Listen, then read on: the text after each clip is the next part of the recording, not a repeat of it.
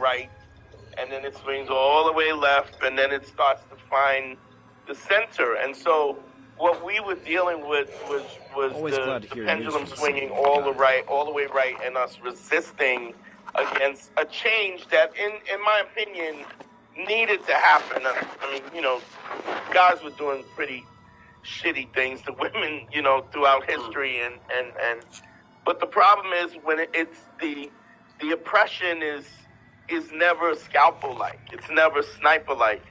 And so the response to it also is never sniper-like. So there's people who absolutely deserved, you know, what they got from the Me Too movement, but there's also a lot of guys who got swept up in it, who really weren't shitty dudes or creepy dudes, who got caught up in it as well, you know, and you know, and had to, you know, kind of pay the price for that. So.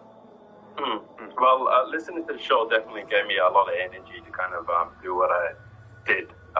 So basically, throughout my 20s, I just focused heavily on my mixed martial arts career. Right.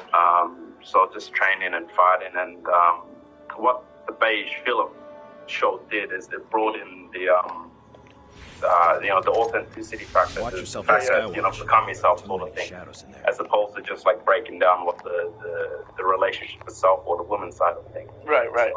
So, this direction that you've taken has helped me out massively, and I found myself just consistently referring back to the acronyms. You got the RFF, Regional Firm Affairs. That one was a major one, especially going through all sorts of issues, dating and things like that.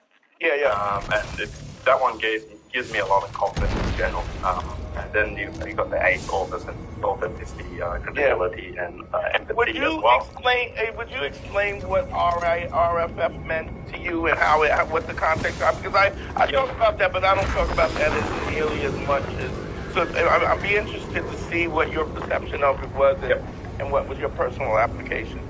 I'll tell you what it did for me. It showed me just how manipulative some people can be. So even outside of relationships, but in relationships as well, it can get like quite scary. Just the way people react to the things that I'm trying to achieve, because I'm not looking to do like the 9 to 5 regular thing. You know, I'm trying to go far beyond that, and I have to consistently question myself, because I am I'm super empathetic, which is why that was like my strong point in the martial arts. I could actually tell how much damage I was doing to people by kind of reading my own body. And if I knew if I was like going into the pain cave. So you're not one of those dudes that puts the arm bar on longer than you should? No. Only to the people that deserve it. Yeah. Real well, I'm just off Red. Rumble Johnson just died. I know, that was a shock. So it's funny. Like, I had an agent who stopped doing, like, he was a legit agent, was getting me a lot of my acting jobs at the time, and he was heavily into mixed martial arts and heavily into Sistema at the time. But he started doing he had an early kind of MMA podcast, and he stopped managing me so that he could pursue this MMA podcast? This MMA fighting. And so he interviewed Rumble and all this, and what's funny is he told me today Rumble was president, and he said that, and there was a period of time when he stopped being my manager. What happened was he was doing jiu-jitsu class, and the guy and they kept when you do a choke, like a rear naked choke, a carotid artery choke, and people want to feel that it works. And he ended up just found out the video from me. And the reason why he stopped managing is because he had done a jiu-jitsu exhibition with some other guy, and he was the rookie who was like, the carotid artery was on, the choke went on him 32 times in a row, and he damaged his esophagus, and which is why he stopped managing me. And it's funny, found out that it actually, you know, because you're literally stopping the blood from going to the brain. Yeah. So you imagine somebody does an exhibition for 2 or 3 hours, and then you're there helping them put on this, and then every amateur is choking you out, even if they're just, you know, letting you feel it. Like, amateurs were choking him out. Yes. Damn, that's... You know what? Okay, tried it. Okay, fine. Now at the Cosmo House. And literally Requesting visual confirmation of a Warsat about to touch down in your sector. Just talked about it today because Rumble passed away and was like, well, what, you know, you often think about, you know, blood clots and stuff, and your guy got young, so I don't mean to go off, but I mean, that was just an interesting thing that this dude, I was like, why am I even fire me? And it was that he didn't want to, crazy reason. But you know, we also a tough guy, so when something's wrong, I said, well, why did you tell me that? He goes, well, you know, you just, you know, how are you? I'm fine. You know, if you're not on a FaceTime, your eye socket is broken and the eye's hanging out your head. I'm fine. There's kind of a hidden point in what you said, that was the effort that you put in, especially with martial arts. This is something that, you know, alright, so when I'm training, I'm always trying to train the people around me because I know if they get better, I get better. Right. And one massive thing is that you have to so I think the amount of effort that I put in will not be the amount of work that I put in. Absolutely. So if I'm kicking hard and my body is perceiving it as I'm kicking hard, 99.9% of the times I feel worse kicking compared to if you're completely relaxed. Right. Really understand what you actually want. There is that learning curve for sure. But if you start properly, like, a whole bunch of other aspects of what we did, like, you know, someone else that kind of like override the effort side of things. So that's kind of what you guys did for me. Like, I've gone, so basically from 19 up until 28, I didn't have a girlfriend. I didn't have a partner. I was single at the time. I was just playing around a little bit. I had a couple of years celibacy as well. So 3 years of this job, but I found that was actually my training. And you go out, you eat whatever the hell, you have that. I would eat basically a half a week's worth of training gone. Right. So I guess the lockdowns in Australia did that I really went back out there strong again with dating and actually trying to find someone that can help me out along the way. How old are you now? I'm 33 this year. Okay. Yeah, so the lockdown lifted when I was 31. Now I'm in Australia, but worse than Right.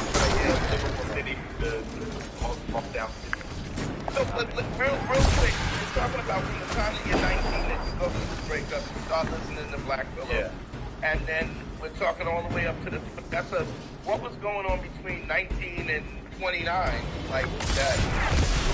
Just really hopeful about what I'm doing and basically trying to prove myself and career-wise as well. I started the M and the fighting career. Correct. Yeah, I was fighter. While to up to that point, and you work a lot of random jobs as well to support yourself. At the same time, I was doing stuff like organizing esports. So I was in that whole wave. What actually happened was DLC downloadable content came out, so then there was an actual wave for developers and stuff to see, hey, there's actually money involved in esports, and then they started supporting it. So the organization I was part of was called Couch Warriors, literally just a bunch of guys on the couch playing video games. Right. That evolved into like a massive thing where we see like 2,000 people through the door. We went around with all the big, packs and like esports and all that sort of stuff. Everyone knows that putting money aside is Well, point, you've got a lot of time commitment, so it's almost, do you shut out the part of the relationship aspect of it? Is that something that happened with you, or you just shut it all kind of down because you kind of, for what reason? You kind of confusing, difficult, just to focus? No, because I understood where I was then. If I was to find someone that I want, that's not going to be, chances are it's not going to happen. I need to put myself in a better position. I need to improve myself as a person, study as well, like look at the relationship aspect of our life, professional, spiritual, health, all that sort of stuff, and really develop in all those aspects. And you know, if someone has different goals than you, Okay, cool. you know, they're gonna be Alright. achieve their own goals. And if they got goals of themselves, you got goals of them, goals of the relationship, you know, it's the stuff in between. Something like really. What's interesting is that you kind of approach the relationship the same way you approach fighting. You're like, I'm not ready. I need to do more training. Like, I'm not ready to be in a relationship. I don't know. And maybe that comes from being in a fighting background. I don't know, Dante. Do you feel like Well, that? I think what happens is a lot of times we think that we focus. What I was going to ask you is in retrospect, right? If you think back of how exclusive we were about these things,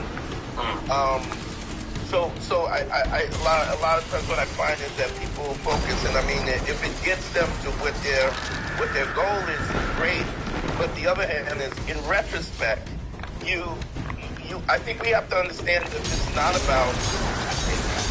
Kind of, you said this in another way. I forget how you said it, but it's not about the finish line. It's about the journey. It's not the what am I trying to get out of this. It's that I am living life in real time, and I'm growing and expanding and becoming and also the journey of that, the experience that gets me through this. So, you know, I've seen this a lot of times. I mean, and I get it, because if you're in a situation where you don't think you're worthy of relationship or girlfriends or these social situations, you're not going to succeed anyway. Well, all you're going to be is discouraged. And so for you, the process is I'm going to withdraw. I'm going to do the work that needs to be done to put myself in a position where I can demand what I want on the open market. But I'm also thinking in retrospect, life is happening. Do you know what I mean? In real time. And I know for me, there's times that I deprive myself of certain things when I could have. Now you can't be in a relationship with somebody, or you can't be involved with a woman who is going to control your time when you're if you're trying to achieve a goal. But every girl doesn't want to control your time, and if you have real control over your thoughts and your mind, then it doesn't matter if she wants to control your time anyway. We're not doing that. You can just say no, you know? Yeah.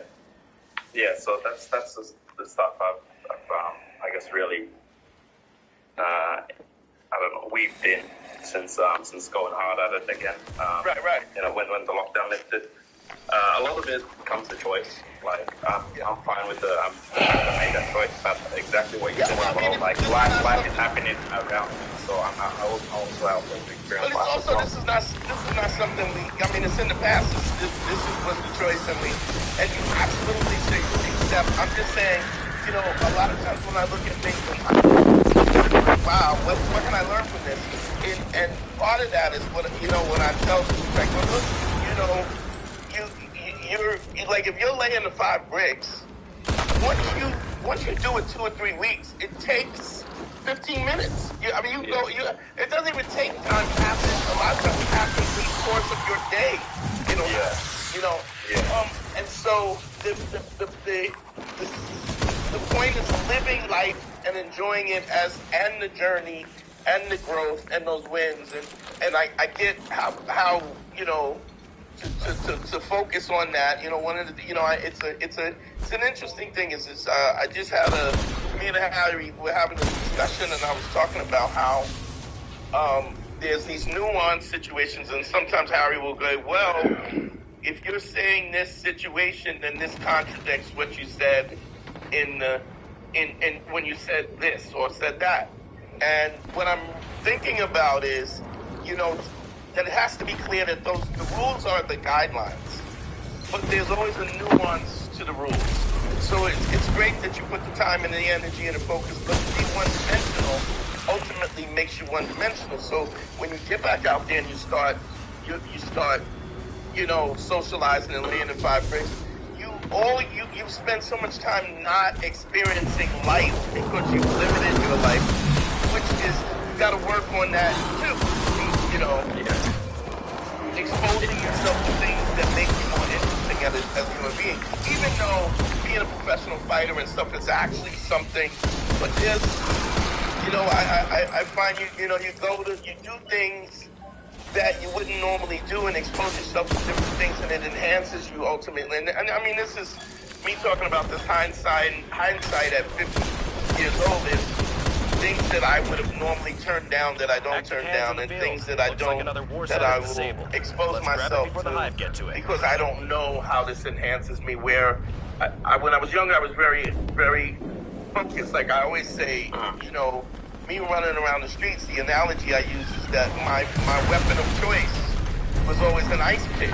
And the reason why an ice pick is such a dangerous weapon is because it's so focused. It takes whatever pounds of pressure that you extend that ice pick, and it puts it on a pinpoint.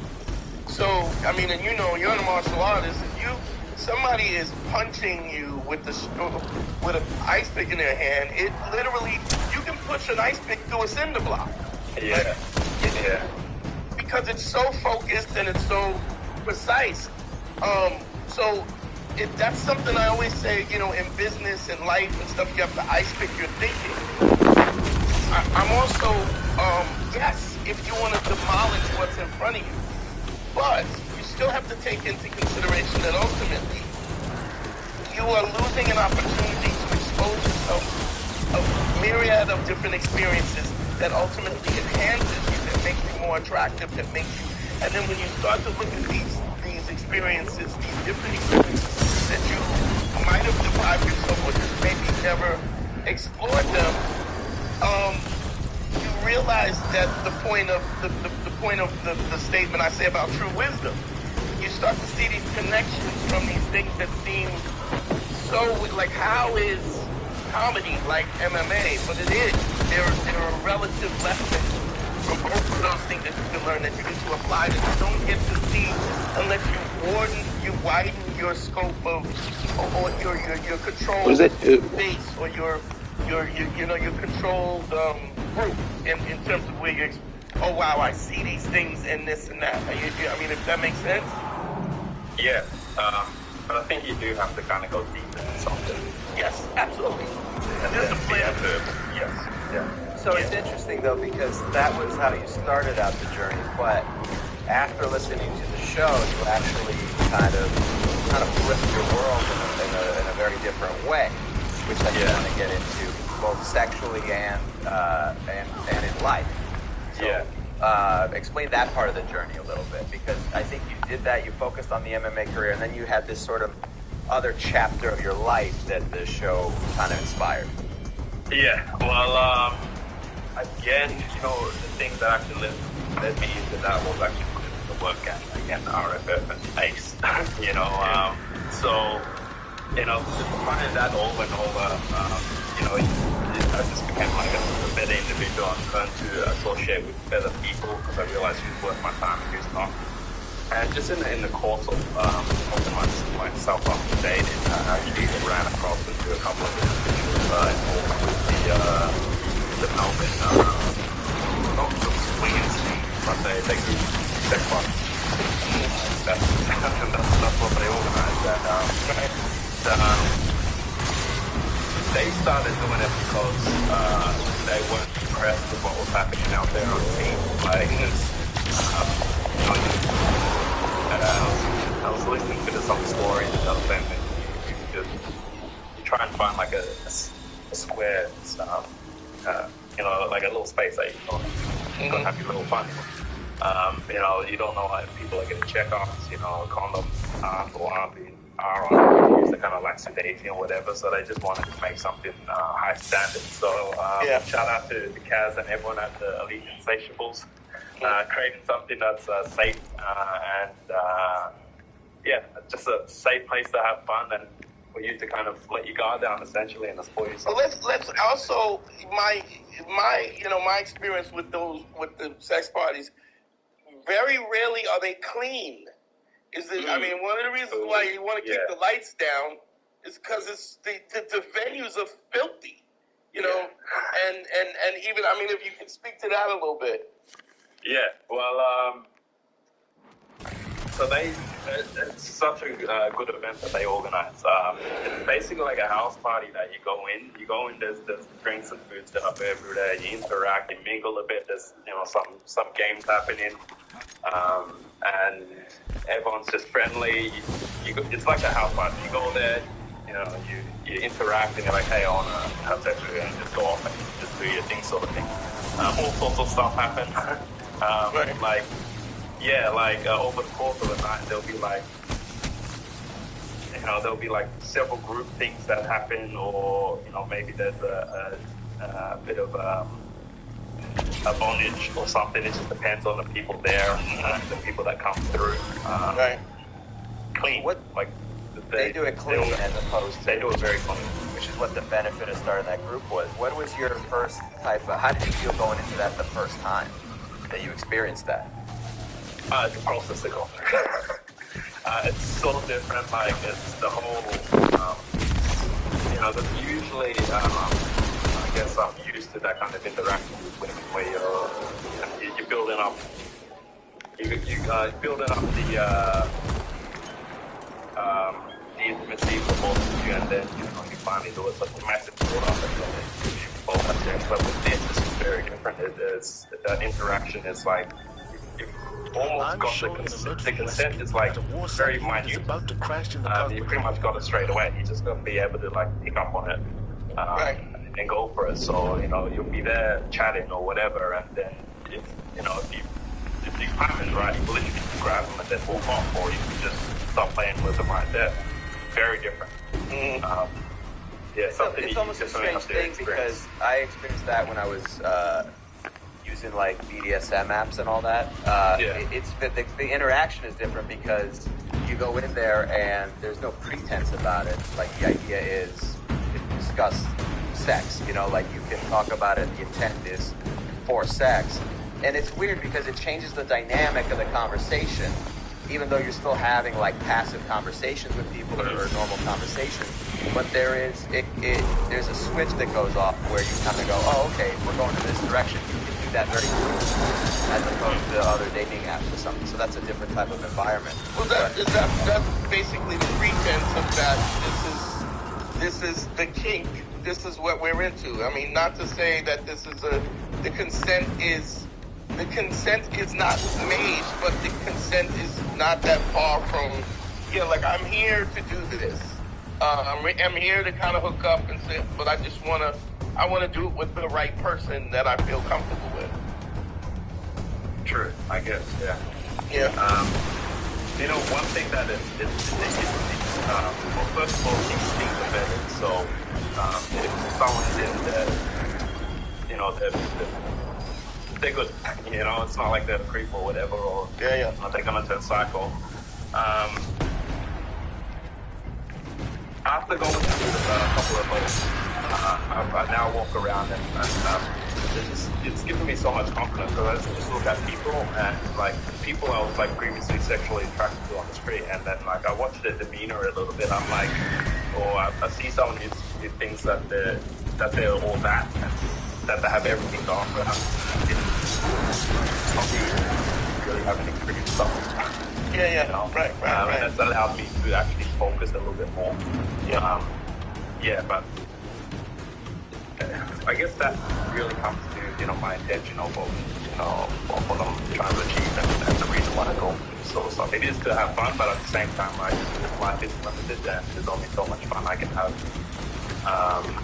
without it taking away from other aspects. I am coming into my peak of existence. I'm 33, so like my peak energy is going to be coming up in the next basically 7 years, and I'm looking at in terms of martial arts and sense. You're saying in terms of everything, like everything, man. Like the fact that I put my body through quite a bit, and it can able to bounce back quite fast. The things I've learned during time together. My skin still looks good at this point.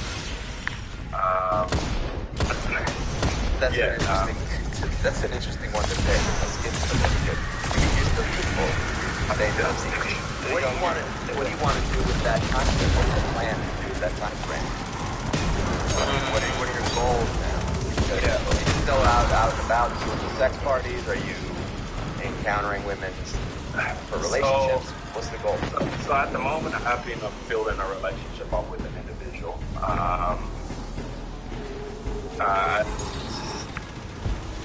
At this stage, it is open. It's kind of interesting because I'm going through that transition now of how much debauchery do I want.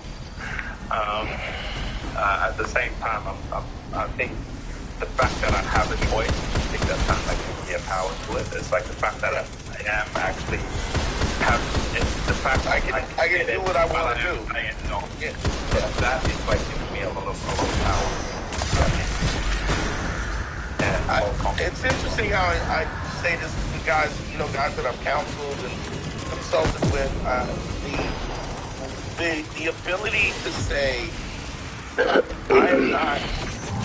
not going to let you treat me this way, or you instead of working to become good enough so that somebody accepts you, you can work on yourself and say, wait a minute, you're not good enough. The way that you're treating me, what it is I reject you, not because I have no option, but because I don't think that you're up to par. And not to say that you won't be up to par for somebody else, but to ride this ride, you got to be this tall, Yeah, and then to add another layer of complexity onto that I was following exactly what you said, and I added a little thing as well that I learned from martial arts where you compare the opposites. So it's not only the fact that I'm rejecting you, but I'm rejecting that part of myself that you're reflecting in me. And that's like, that creates a lot of growth. Yeah. Yeah. Yeah, it's a mind fuck in terms of you're looking in the mirror. You start to look in the mirror, and the real growth is when you're honest about what your shortcomings are, who you are, and what you are. And the problem, it's interesting though to watch people who lie about that. Then you make a choice of where you want to go. But you also, I've watched so many people lie about at the base of that. They're lying with that, and what happens is their defense is about you calling it out, right? Calling out what is obvious to you is they're usually defensive. They want to scratch your eyes out. But it's not because of what you say. It's because you're holding up a mirror reflecting to them who they are. And they're mad at you because you're doing that. Who would they be in that scenario, Dante? What do you mean by they? Sorry, maybe I lost doing a couple things here. So I would do a consultation with a guy, and he would say, I don't, they'll break up with a girl, and I don't even care. I mean, I'm over it. I'm like, no, you're not over it. Like this, you're hurt. You literally spent money to talk to me about this thing that you're saying you're over it. It's funny. I was just counseling a woman, which is as much as this is relationship based, but it's so connected in that she was dating a guy who was super, super abusive, right? But in retrospect, when asked questions and the variables, you find that her mother was also abusive, and her father was abusive, and her sisters are abusive, right? So it's like she had so I was saying to her that she had a sister that's just very jealous of her. She's the pretty one. The sister's the kind of the fat, ugly one, right?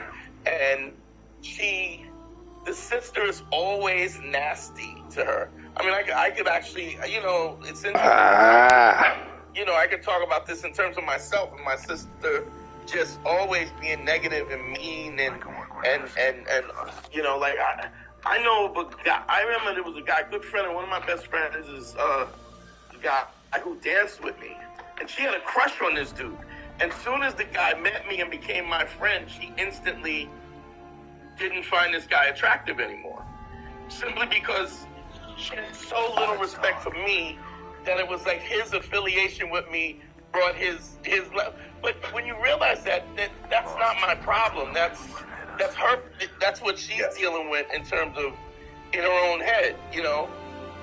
Because whether or not I'm better or not as good or whatever it is, there's a level of civility that you put out simply because you're a civil, kind, and respectful person. So I was saying to the girl, she had a birthday party, and the sisters who were so mean to her, she basically blocked them and she didn't invite them. So I asked her, did you, and this is what you're referring to, Harry, it's like, I said, were you upset that they didn't come? I mean, they knew about it, you didn't invite them, and so you didn't expect them to come. I said, but the question was, were you offended that they didn't come? Like deep down. And she stopped and she thought about it and she said, yeah, I kind of was. I was disappointed in a way. I said, but what we do a lot of times is we fantasize about what it is we want, even when what it is we want, we can't have it with the person that we want it with. Sometimes they're incapable of giving us what we want, and upon that situation, we have to be honest with ourselves and say, this person is it's just not what I want. And what happens is when you don't have options, you make that decision to kind of put it on a pedestal that it can't really live up to. So it's like, she was upset because her sisters didn't show up, but she wasn't upset because her sisters didn't show up, because if her sisters had shown up, she would have like that. But in her mind, it was a perception of not who her sister was, but who she wanted her sister to be. She wished that her sister had come, but wished that her sisters weren't her sisters. Person. The different person showed up. Yeah. And it's not something that you can't make that decision. People are who they are. You have to accept them for what they are. And accept how you want to deal with them, whether or not you want to deal with them and how you want to deal with them. But the only way you can do that is that you have to accept yourself in a real way. You have to accept who you are, so it's like, it's reflective, you know? Curious? Yeah, and you also have to face the consequences of what you previously did. Right. Yeah. Yeah. So she would have had to reach out and actually invite them at that point. Yeah. And that's the hard thing. She would have had to face herself. Yeah. And when you know that somebody's abusive, and then you reach out to invite them and bring them into your inner circle, then when they disappoint you, you also don't get to bitch about how you got taken advantage of. Yeah. This is what you asked for. Yeah. You know, it's interesting, Dante, we talk about the level of balance and stuff. So I'm going through a thing with my mom, which is I still have a relationship with my mom. It's a very loose relationship. Yeah. But I'm fine with it, and I know what it's going to be, and I do it because, for me, I feel like if she doesn't do enough damage to me personally, that I want to end it. And so I go, it's better to have her in my life for a little bit just because I feel better about it and I don't feel that void. So I've assessed the value of what it is. I know what the consequences are, and I go, I can handle that, and I can deal with that. And if it gets beyond that, what is the void? When you talk about how would you define that void? The complexity of it is that she's very good to me, but she's not good to my dad, right? She creates a little bit of chaos there, right? So the relationship I have with her is she's very sweet to me, and I guess I don't know. I would miss her to a degree because she's my mom. It's kind of like an instinct. I'm still trying to fathom like the palpability of what it is. It's just an instinctual love that I have for her to a degree because she was very loving. It's my mom, and she was a very loving mother too. She was a pain in the ass, right? So it wasn't as if she was a cold, psychotic, unloving mother. She was a very loving mother, but she was also a little nuts and did a lot of crazy stuff here and there, a lot of the time. So it's very complex because I still have these feelings of love and caring for her. At the same time, she's a crazy pain in the ass when it comes to my dad. So I assess all that and I go, she's a pain in the ass. It's going to be like that, but it's not detrimental to my life that I have to cut her out. But I know that dealing with her, there's going to be things I have to deal with she's going to shit on my dad. That's going to be a problem. And then when that happens, I have to walk away from her and, step away and set boundaries. It's going to be a pain in the ass. It's never going to be smooth, as smooth as I would like it to be. And I can handle that, but you have to make those decisions as opposed to, other times with other relatives where you go, with my brother, I don't want to deal with that guy. He is unstable. It's nothing but a problem. And I'm cutting him out of my life because there is no benefit for me. Whatever it is, there is no benefit. You assess that. Are they making my life better? Are they providing any aspect to my life? In my mom's case, there's some love there and a warmth and an energy that I like, Right. So, yeah, that's how what I would say when I say But I think the other thing, too, is, I think you have to take into consideration, what are you asking? Like, what are you asking of her? You're basically saying that this is my father, and Sure. whatever you have with him is fine that you have that with him. I just don't want to be privy to that. And what you find over and over again from what you were explaining to me is she won't allow that. That boundary that you're setting, she will always cross that boundary because, your father this, your father that. But what's interesting about that is you disappear. Like, I leave. I go. It's time to go. And I'll tell you why it's time to go. Because I asked you not to do that. And this is what you're doing. So now we have to leave early. And I would say this, just from a dude who's a little older than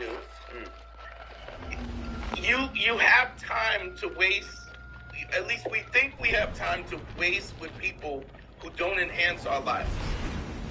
Yes, correct. We're younger. Time. I mean, and Anthony, I go, he's a younger dude. He's got nice skin. He's got nice soft skin. He's got great skin. It's still got that collagen nice in it. 33-year-old skin.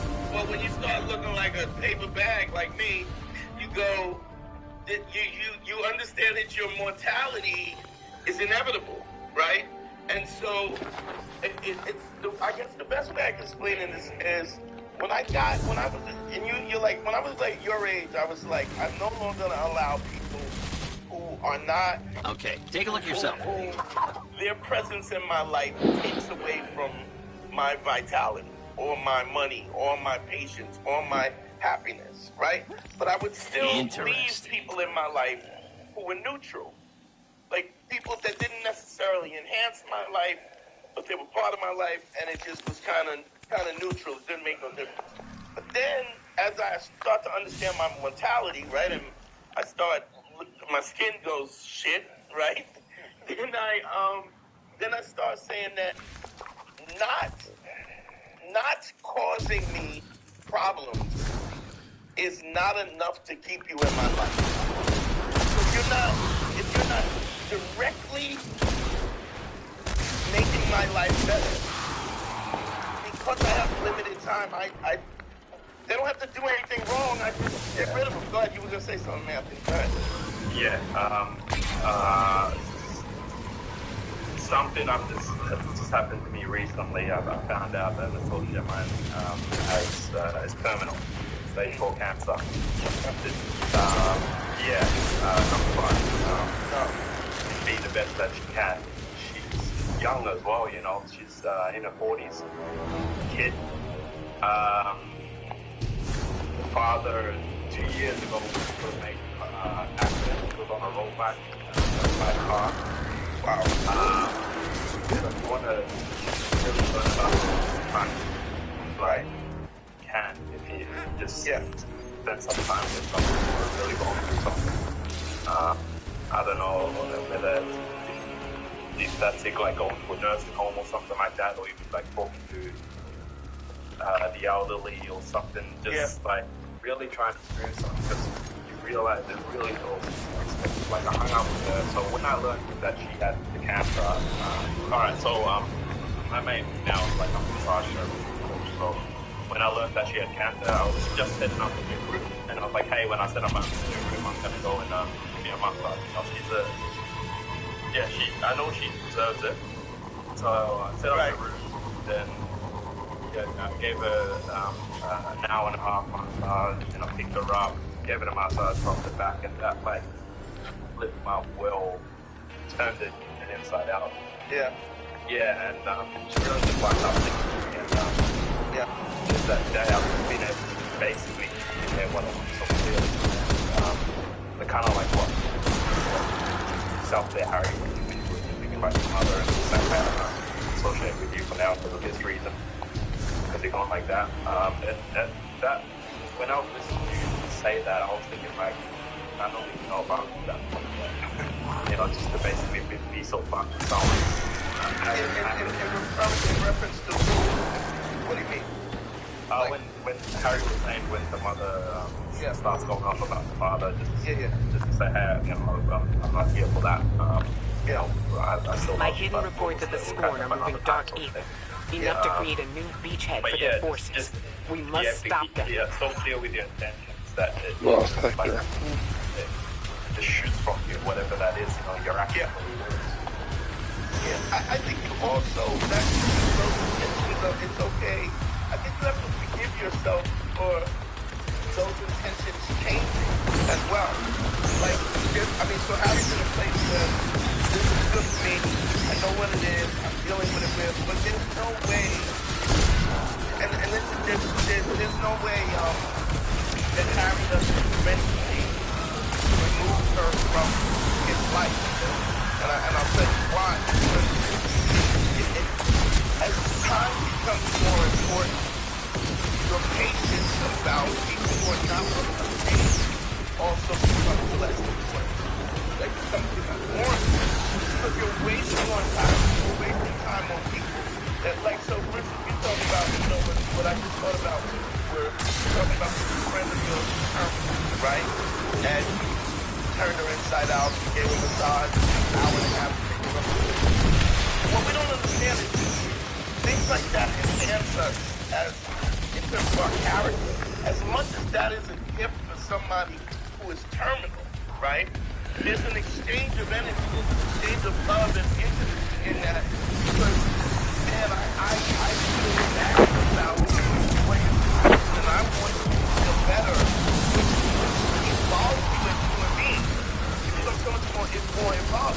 Then when you start talking to some chick that doesn't even understand, who's so selfish that they don't even understand that, you go, oh, I can't even fuck with you. Yeah. Like, I don't even want to fuck you, you know? Yeah.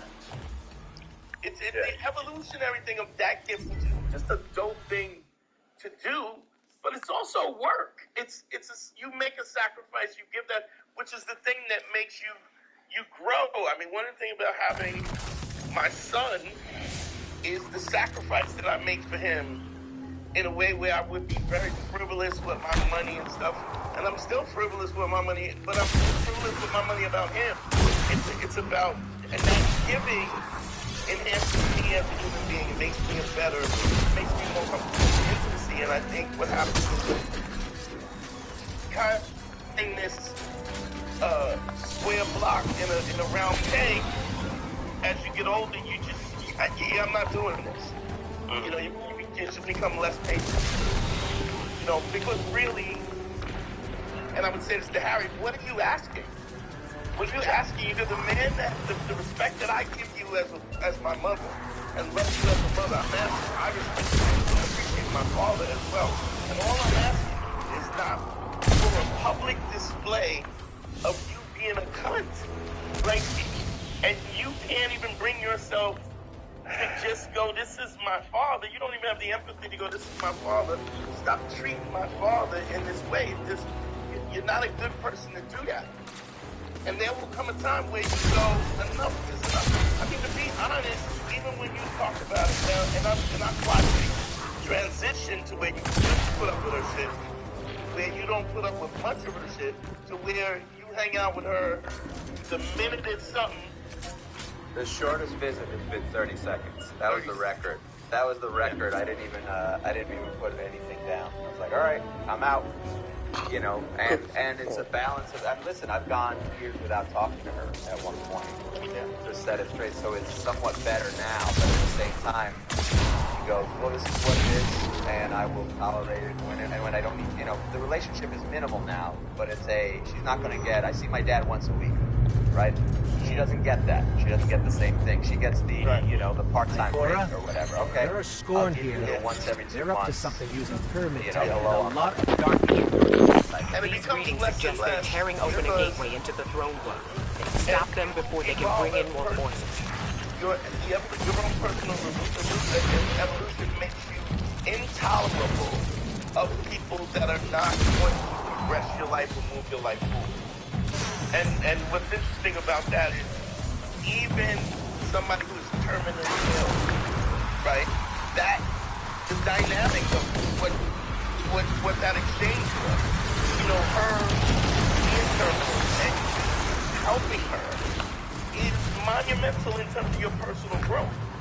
Taking care of somebody makes you grow as a human being, and that changes you as a person. It makes you more attractive. It makes you more confident about it because you're a good dude. Let's get deep into this on the Patreon. Anything you want to plug? Look me up on my social media. I look at Alpha. I look at Alpha. I look at Alpha, yeah. I do online. So when I first started with the master, basically I was housebound for 2 months, so I had to learn how to treat myself, through injuries and things like that, and I learned through professionals doing that.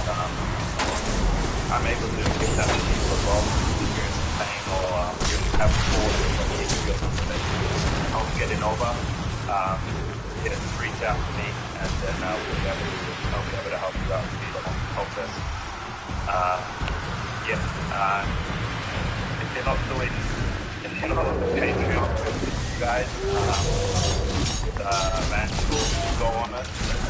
Sometimes I do it one time as well, like Patreon, like I know the numbers are going to be there, so I listen to that one, and like the fastest way to get from A to B is to get the coach. So if you're not doing the consultations, grab that for sure. It's going to compress time for you. But yeah, apart from that, let's chat about a few things. That's Patreon.com/manschool202 is what Anthony was referring to. You can join us over there and support us. And we do bonus content. And, Anthony's a guy who says it's helped him out a lot. We do a lot of the technical stuff over there. We give out a lot of advice, answer listener mail. So Patreon.com/manschool202. And also, he was also talking about the consultations. You can reach me via email, advicefromharry@gmail.com, and I can help you out with relationship consultations. For Dante, go to DanteHero.com/consult. TYDD gets balls back. WWDD, what would Dante do? Sexual Revolution be a podcaster. I'll see you on the Patreon side, please.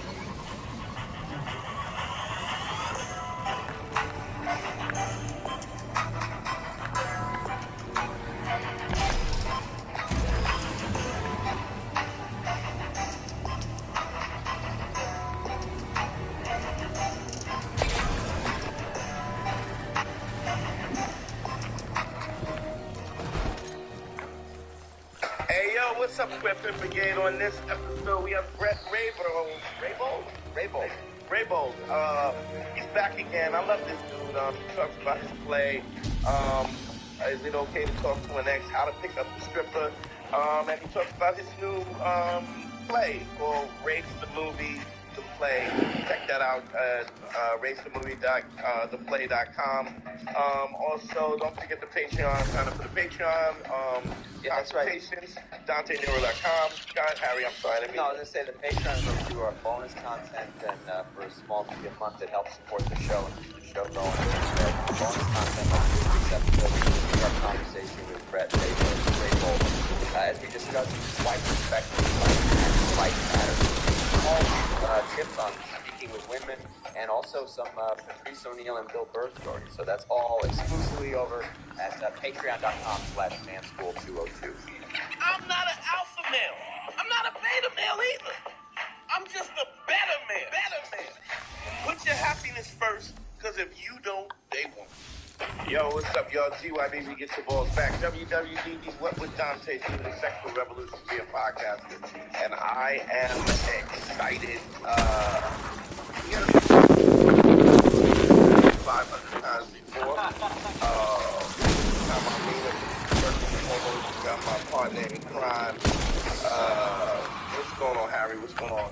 Hey, buddy, what's going on? I'm doing great. Life is good. I can't complain. I mean, I do complain, but nobody cares. Nobody's listening. It's not worth complaining about, but that doesn't stop me from complaining.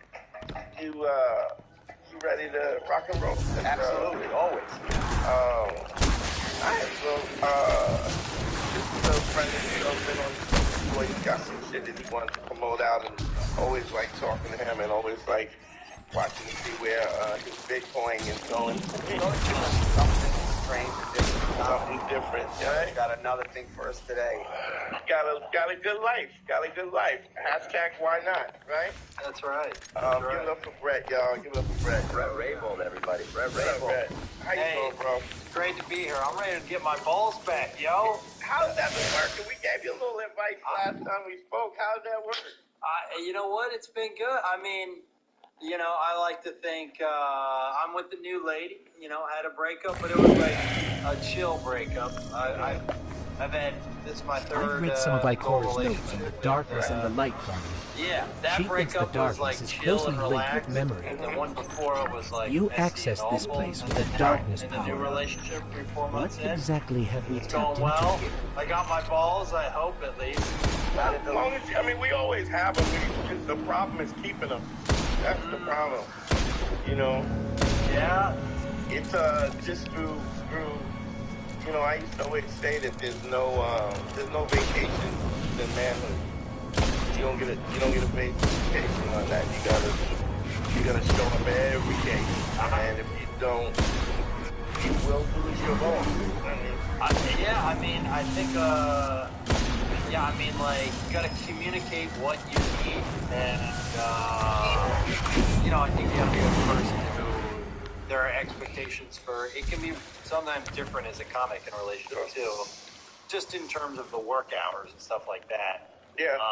Because we aren't as, you know, prototypically 9 to 5. Our hours are more sporadic. To be honest, I know plenty of 9 to 5 guys who are home and their woman is still lonely, even though they're home. You know, so what I mean? I think what has to happen is I think what we're talking about really is quality time as opposed to just time in general. And I think the one thing about a comic has legitimate excuses or not that you mean it, but that they make the excuse. I mean, the reality is if you're with somebody and you don't want to be with them and you don't want to spend time with them, then, you know, you are, what are you doing? You know what I mean? Why even do that? Right. That's the idea of quality time is definitely one that my lady has helped impress upon me. Just in terms of, like, sitting and watching something at the end of the day doesn't really count as us being together. That's us, like, downtiming it is different from, like, oh, we're actually, you know, doing something interesting. Or if it's just going to the park. It doesn't have to be like a... Yeah, but it all depends on, I think it all depends on, and then I think it's reasonable to think about certain things in terms of what somebody wants or what they don't want. It doesn't have to be, I mean, it could be sitting and watching something if that's what she's into. I mean, I think that we have a standard of what we think it should look like, and that really doesn't matter. The bottom line is, you know, again, I've said this at least 100 times, is that relationships are really easy. It's what is sort of like what are your non-negotiables, and then never negotiate them. And if our non-negotiables don't match up, that's okay. I don't have to be mad at you. We just don't match up, you know.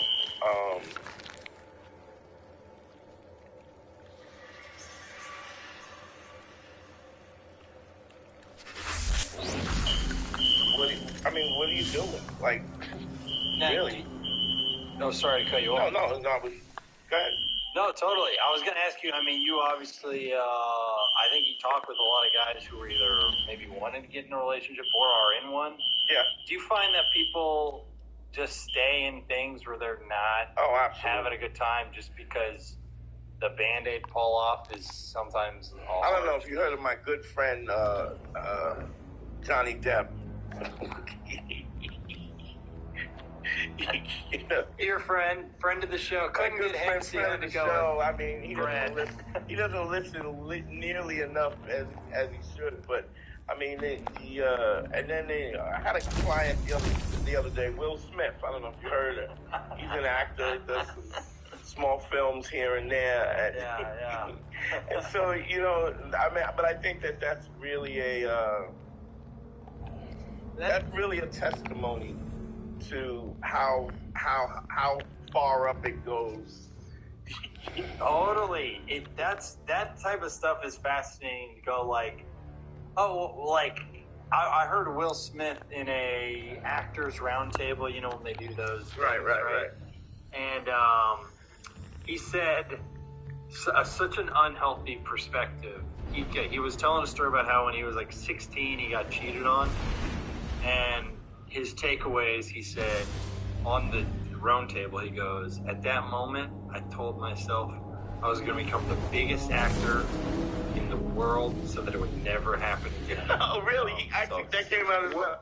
Dude, I swear, that was like a direct quote. And I remember you, like, in retrospect, you're just like, oh, first off, you're like, that's not how it works. No. Like, it's not like, clearly, even if you're a man of insane success and stature, that's not how it works. And then, obviously, it didn't work out that way either in the literal sense. Right. It's just like, oh, boy, William. Yeah. Well, it's a weird thing. The wrong lesson from that whole situation. Yeah, totally. Yeah, it's funny because Harry and I talk about this all the time. We talk about like the whole Me Too movement and am I thinking Weinstein? I mix the pedophile and the. Weinstein is not a pedophile. Right. Well, you know, that remains to be seen, but that's yeah. I'm not. I mean, it's powerful in Hollywood. That nigga says that is remain. Weinstein, I don't know what your problem is. Yo, I'm trying to get cast in the Weinstein comeback movie. I think he's gonna start producing small beat independents. Very independent. He's got the money. The money. Very small. Very Epstein small. Jack, go get the strap. Jack, go get the strap. Jack, go get the strap. Go get the strap. Nigga, go get the strap. Jack. Oh, hello? Yes, I'm pleased with Dominique Harris. This is he. Hi, Mr. Harris. This is Ms. Crop calling from the Wound Care Center. Just calling to confirm your Friday appointment, and that'll be at 1:15 p.m. Yes, ma'am. I'll be there. Okay, great. See you then. Thank you. Bye-bye. Thinking of? Which one? No, Weinstein. Weinstein is the one I was thinking of. Epstein was like trafficked young under. Right. So my point is, what Harry and I used to say until Harry started, defending. Oh, Jesus. Let's not get that rumor started. That's not at all.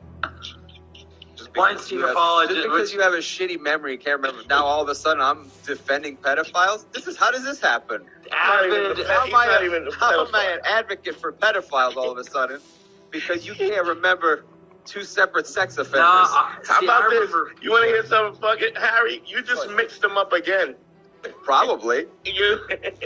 Harry, you're mixing up your dear friends. Come on, bro. Good friends. What kind of friend are you, Harry? Misunderstood friends. Harvey Weinstein, Jeffrey Epstein, our mentor, Bill Cosby. I just call him Webstein. So that covers. It's covered either way. So which one were you referring to, Dante? What are we talking about? Okay, Harvey Weinstein. Like you and I have talked about this several times. Sure. A guy like that who does and says exactly what Will Smith said, which is that I'm going to become rich and famous enough that nobody will ever do that. But what Weinstein and these guys do, I will become rich and famous enough so that I will bend everybody's will, and everybody who doesn't find me attractive, if they don't, I will make them have sex with me, and it's not going to matter what they think or what they don't think. I'm going to make them so. And one of the things that I've had this argument with women a lot of time is that guy is probably not the best boss in general. I understand that he likes sex, he likes women, likes pussy, and just because he doesn't like man ass doesn't mean he's a great guy. So that everybody that works for him is subject to him being a fucking idiot a piece of garbage who feels offended by the fact that he's not attractive or not whatever, or doesn't get the attention that he wants, and he treats everybody like shit because he has power over them and he controls them anyway. And had he been interested in men, Terry Crews would have had a problem. You know what I mean? He would have definitely, Terry lets it happen, even if it's with his wife watching. So. I've never heard that one. Is Terry Crews into the cuck shit? Oh no. He's not, well, Well, I don't know. Terry Crews got grabbed. He basically came out as saying he got Me Too by a director or something, grabbed his balls in front of his wife, and he came out and said he got Me Too, and then D.L. Hughley was like, I get that you want to go along to get along because you want to get these parts. He says, but this is in front of your wife, and so Terry Crews threatened to kick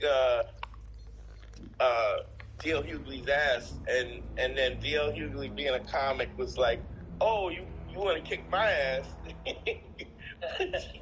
but you don't want to kick the ball grabber's ass. You're fine with him. He goes, and then DL stops roasting. He goes, isn't the whole point of working out to get muscles so that you don't have that happen, so people don't kick sand in your face, and then you get all these muscles and you let people, and will not kick the sand in your face, but grab your globules or whatever, so he got really tough with DL, and then DL was like, me? Why you tough with me? That's so funny. Misplaced target. Yeah, well, not really, because he, goes to show you what kind of integrity he has, that he wouldn't stand up for himself, and that when it comes to the money, he'll do whatever he has to do for the money, and then not stand up for you. But he's also been a kind of a racial apologist. So, just put yourself up like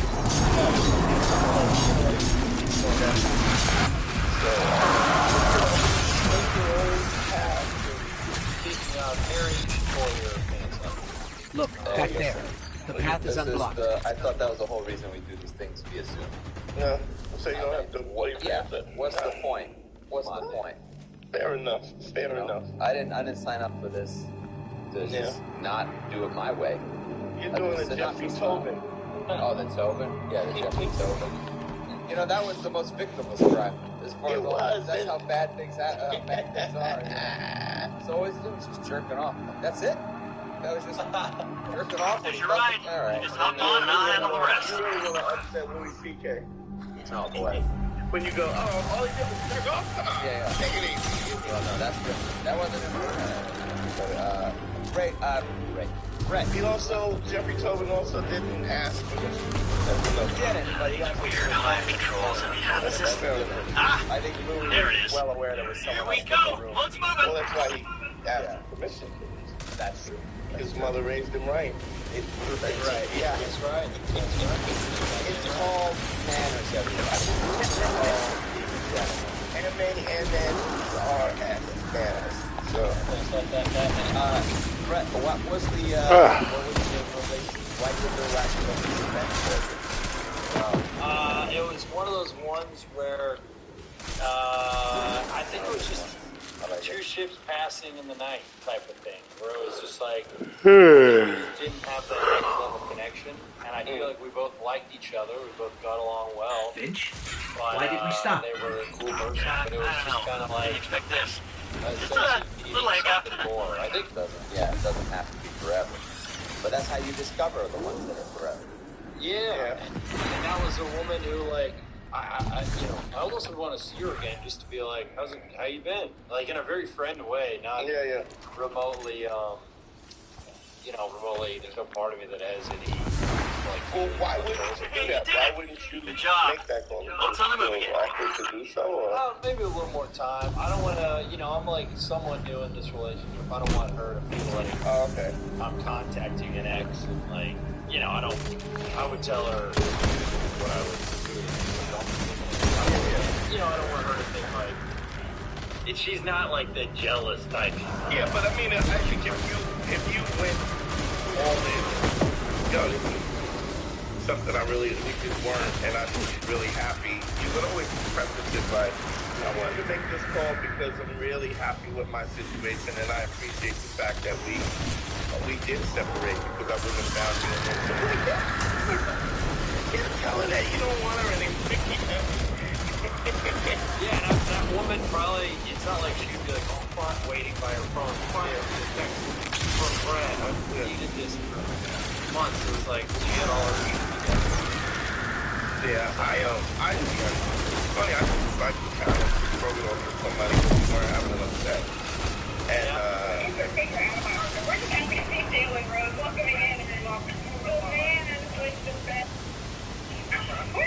so, well, I mean, that's shallow. And I go, no, it's not. It's what I want. And it's funny because I said, Finch, we're stuck one again. One of three things that happened. The thing, it's just this hive tech. It's so archaic. I mean, just give me a sec. And two is fucking somebody else. I get it. If you want somebody else, that's, I mean, you can't fight that. I mean, I can't be mad at you, right? To the moon. Or maybe you're just not a sexual person in that way. And the above. Okay, getting close to the swamp. Kind of is why Temple's not far from here. You said this is a temple to Oryx? And so I said, well, I just kind of feel like you're this way. And, brother. Just like, taking care of himself. Whatever circumstances. But she dedicated a temple to him. In England or whatever. Funny how that works. Like, now be careful here. Something happened to this place. It's overgrown with darkness. I can sense light here, though. I just can't see it. Maybe and I was there's like, a I safe don't know path why through. you would tell me that unless you're trying to fucking turn the screw. But that was one of the three reasons why I said why this doesn't work. I don't know why you had to make me think which one it was, but okay. I go still remains that you don't want to fuck me, and I don't want to spend time with somebody that doesn't want to fuck me. And I think one of the things that's really,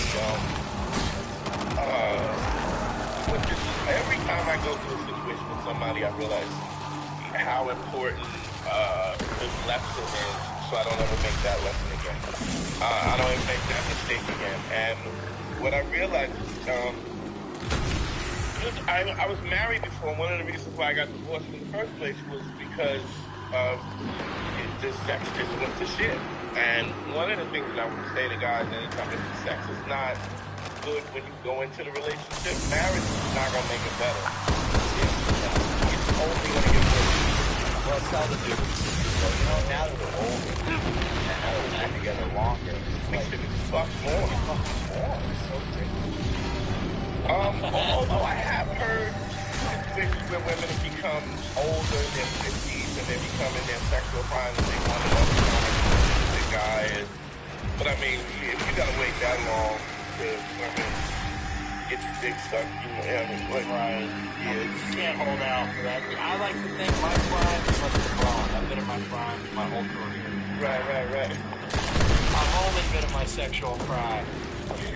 Well, for now, anyway, right? You're as best as you can be right now. Dick does age well. At least, I don't know what age the dick is at its peak. I'm sure it's different for every man, but at least from my personal experience, young, youthful, less experienced dick is never great. Looks like I we're mean, all clear, Finch. there's We're never heading in. any issues with like hardness or anything like that. Guarding this It's place? just in terms of experience. He's an old rival of Oryx, and it's no joke. Holy shit, Pretty funny that Sabathun has him guarding Oryx's temple. You're not present. You're rushing through. You're like, yeah. Sex drive is 30, early 40. A woman? Men.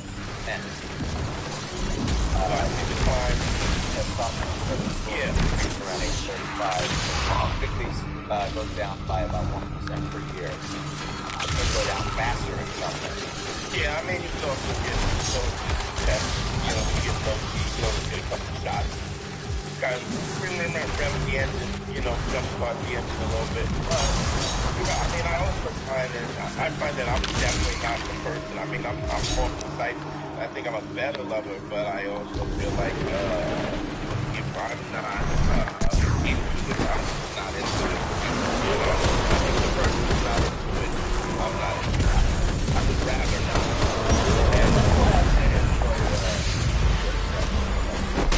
I never liked the facade of it. Yeah, I never enjoyed the thing of like pretending that they liked me. Just in general. I mean, I have totally agreed. Yeah,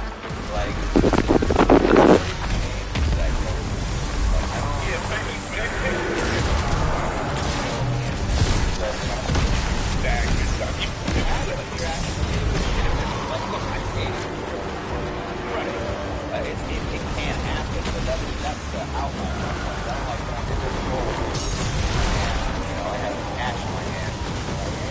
Yeah, but I mean, it bothers me. I understand. Right? Yeah. But I mean, you watched me go into a strip club with money in hand and the whole nine, but I've never seen you get a lap dance. Oh no, I would never do that. That's my point, though. You have gone into a strip club and you've talked to Danny or whatever, and you've made a connection, and you've percentage of the women that I That's different. That's different than going in there and paying for it. That's what I'm saying. Yeah, but I mean, going in it, here's my thing, Harry. I mean, going in it, you don't have to go. Nobody's saying you have to go in and get a lap dance. Like you say, you don't like get a lap dance. That's right. It doesn't have to be. Put that on here in minutes. Yeah. But it's not paying. That's how you do it. You basically ignore them, and then you have real conversation. Never gone in there. No, with a waving money in there. Oh no. But I mean, I went to that at a fucking regular club. And there's guys that do that at a regular club. I mean, the dynamic of I think that's but it doesn't. But I mean, I think the dynamic of it. I think. I mean, you got to grow. I mean, for the future, like that. It was very nice.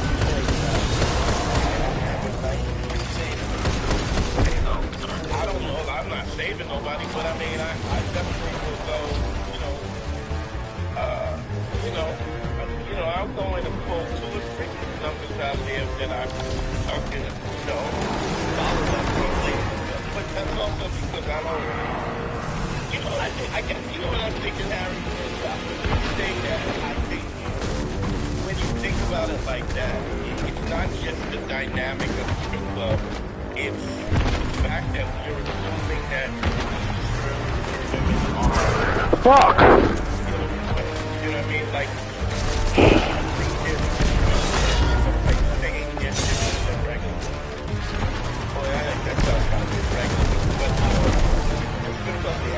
I understand the concept.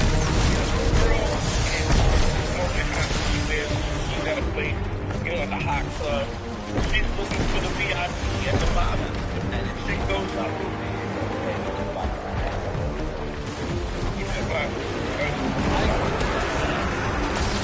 what do you mean?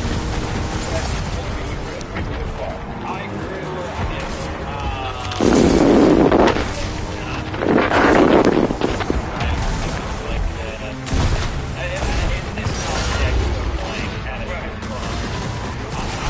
One time I went to a strip club once, and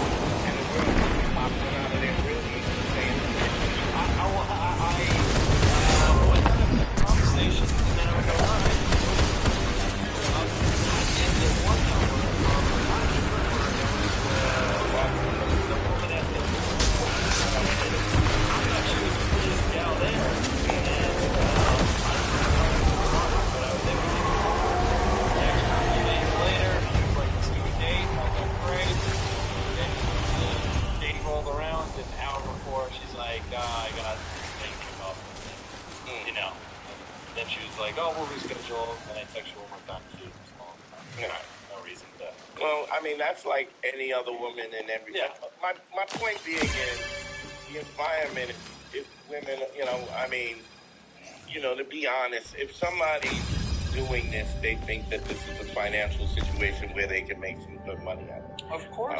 But they probably don't have other options, or at least they don't have other options that are more lucrative. Because if they did, they wouldn't. I don't know. I've never met a woman who just loves the strip club. You know what I mean? It's kind of what you do because it's what you have to do. It's kind of like bouncing. Like every dude over 250 pounds with a black T-shirt and cargo pants stands in front of somebody's club, somewhere, and makes people feel uncomfortable about their self-worth.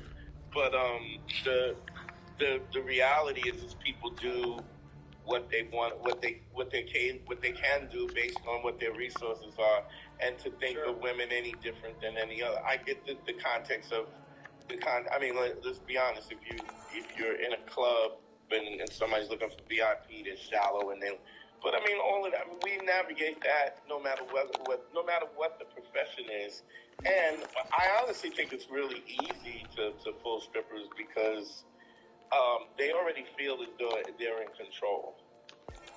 Interesting. They already know. They feel like they're in control. I know what this is. I know what you want. And then all of a sudden, when you show that, that's not what I want, then they're instantly intrigued because you're so different than everybody else that goes in the club. Everybody else is kind of into the facade of the whole play that goes in. Speaking of plays, this guy's a seasoned vet. Segue. This guy is a seasoned vet. I could talk about strip clubs all day. You're in a play. You wanted to promote this play, Race. Yes. It's funny because I just did a Sirius Radio with Dean Edwards, and Dean Edwards was on it. I did not know that Andre was in it. And Andre and Eagle Wick. What's the? It's Race the Play, the movie. That's Race the movie, the play. Yeah. It's we did a three-show run for the New York Theater Festival. Sold out all 3 shows. Nice. We won Best Script.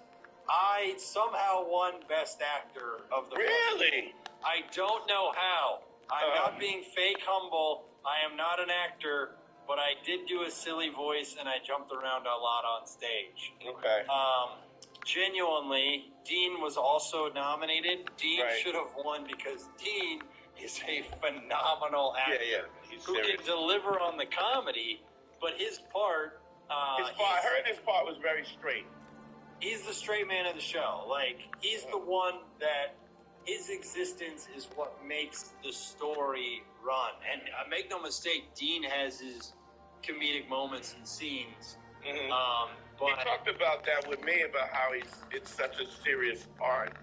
And being able to kind of, as a comic who's a funny dude, to allow us to have their moments. Look at the it's a impact. difficult thing to do when you're a headliner and you've been a headliner for so long. For 30 years, Dean's been in the game for 3 decades. So it's but it's like, it's almost like he is the engine of the whole thing. And there is no comedy without him. Mm-hmm.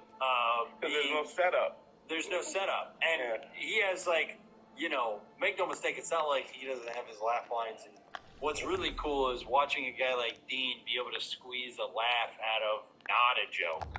Mm-hmm. He can make setup funny, or just with line delivery and performance. But I'm very inspired by Dean. I mean, it's really cool to watch him work every day at or almost every day at rehearsals, and it's very humbling to have him involved because it's like, holy shit! You know what's funny? Yeah. Dean did Sirius. Whose house are you in? The guy who did his play? Yeah, we're in. It's not my house, but we rehearsed, and he may have recorded where I am. Yeah, he recorded come and think of it, it's all coming together now. He was, because I remember the staircase in the corner, and he was like, oh, we were going over lines, and stuff like that's interesting. Yeah. And this is the house that he recorded that in because that day I remember that day he was like, "Can I just record at your place?" And I was like, "Yeah, dude." This is the house. I live in this house. I am somewhere in between squatting, but the guy knows I'm here and he doesn't really care. Okay. So it's very. I got no heat or hot water, but I also don't have any rent. So it's a pretty fortunate living situation for someone. You got that award though. You got the best actor. I got that 200. That it was the prize money was $250, guys. Nice. Listen, I'm not trying to flat that $250 like plastic trophy that they probably scrubbed out Little League champion and just put best actor on it. It was weird that it had a guy doing a judo karate kick. Front snap kick on it. It seemed like a strange. That's supporting bowler on top. Very odd. Weird. Wouldn't have surprised me, but well, what's the play about? Yes, a fantastic question. It's a it's Race the Movie, the play. It's a spoof of all of the recent white savior movies. So. And prestige race movies. So basically, picture Scary Movie, but for Green Book, The Help, Hidden Figures, 12 Years a Slave, Django. It's original title, and I have a co-writer on it. I also wrote it. We won Best Script also. My co-writer is Christian Duran. And Harry, I think I you're know buddies with Chris. Yeah. Christian Duran. Is this the play that you were talking about the last time that you were on the show? It was then a movie script. It's all coming together now. The reason I launched the cryptocurrency called Breadcoin was I was trying to raise capital to make the movie because I wanted to be able to make the movie without permission from traditional industry gatekeepers, because every traditional industry gatekeeper said, this script is really funny, but it's we can't do it. We can't do it. And it was really frustrating because we know what we're making fun of. We know what we're satirizing. We know audiences will get it. It's like people are smart enough. Like, yeah, we're making a sorry, I cut you off. Why don't you do the Race, the movie, the play, the Kickstarter? We did launch a Kickstarter. Okay. We successfully funded our play. Beautiful. And that Kickstarter is what funded the run of shows in the New York Theater Festival, and what is springboarding us to our most recent thing we're promoting, which I don't know when this comes out, but if it's before July 17th, we are doing a table read at the Comedy Cellar. You can get tickets at racethemovietheplay.com. It'll take you right there, and it's at the Village Underground at the Comedy Cellar. And so I'm really thankful for everything that you guys let me talk about on your show. And a lot has led to this, and I think it's only going to get bigger from here. I mean, I really think it's a perfect concept with a great script and an even better cast. And from our star, which is Dean. By the way, I wanted to say this. They gave me the award, and I want to make this joke. It felt like when Macklemore got Best Grammy over Kendrick Lamar. That's how I felt when they gave it to me. You didn't win. It is Macklemore. It is from his grave going, you didn't beat Dean. I don't have no fake humility about it. It is fitting that a project that is about white saviors, you do win Best Actor. Yeah, you do understand that. That a white man would win Best Actor and the Best. There's literally someone else in our show. The play who's nominated a black actor from the play. Dude, for the show, the script, the story is centrally Dean's character's story. It's a head fake because my character's name is Wyatt Savior, and it's a head fake because it starts out focusing on me. But after the first 3 scenes, I then become like an ensemble player. The first 3 scenes, the first 20, 25 minutes, I'm in all of it. But after that, I then am one of the ensemble actors. And Dean is the one, his character. So the story is I play a white chauffeur named Wyatt Savior who's tasked with driving around a brilliant black musician named Gene Yus on his concert tour through the 1850s Deep South. And because Right. it's the 1850s, the Deep Green South. Book. Go ahead. Exactly. Yeah. So it's like a Green Book parody, and but it's like Dean's character has all of the heavy lifting acting wise. Right. Like because he's playing this part straight. He's playing it straight. Educated. Yeah. Is he also gay or no? He is in our script, and funny thing. Dean said the funniest thing in a rehearsal, because in the script it does say towards the end, his husband comes in, and it's part of the joke is his husband's name is Oscar, so he goes, "I'm his Oscar," and then they smooch. And that's like the joke. And I remember Dean one rehearsal, we were like, "So you guys," and Dean goes, "Listen, I'm letting a few N-bombs fly. I don't need to kiss a guy." And we're like, fair. That's totally fair. It's coming together, man. It's coming together. I mean, the cast, I can tell you every character's name is a joke in it. We have Wyatt Savior, Gene Yes. We have Ted Alexandro. His wife's name is Ovarian, so it's Ray and Ovarian Sis. Right. Their daughter's name is Gentrifier. She runs a real estate company out of Brooklyn called Gentrifier Holdings.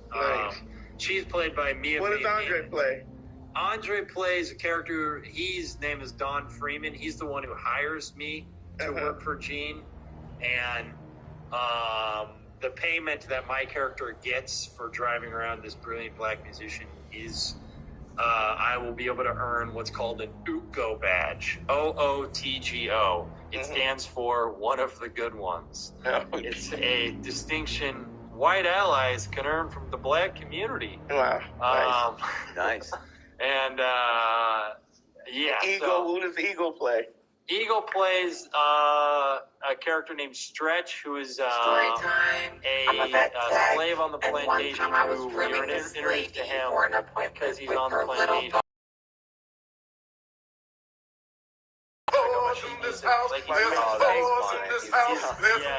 He's like, "Yo, I got the hottest spirituals in the game, bro. I got them slave bars." That's dope. But Eagle, everyone, like, to get involved. how with comics, like, it's different with comics. It's not actors. It's comics. And what has been awesome about comics is we do know funny. And we have a great funny script, but you better believe when you get funny comics in a room, you better believe some punch-ups or just some regular shit is going to get pumped up. Everything is going to get pumped up.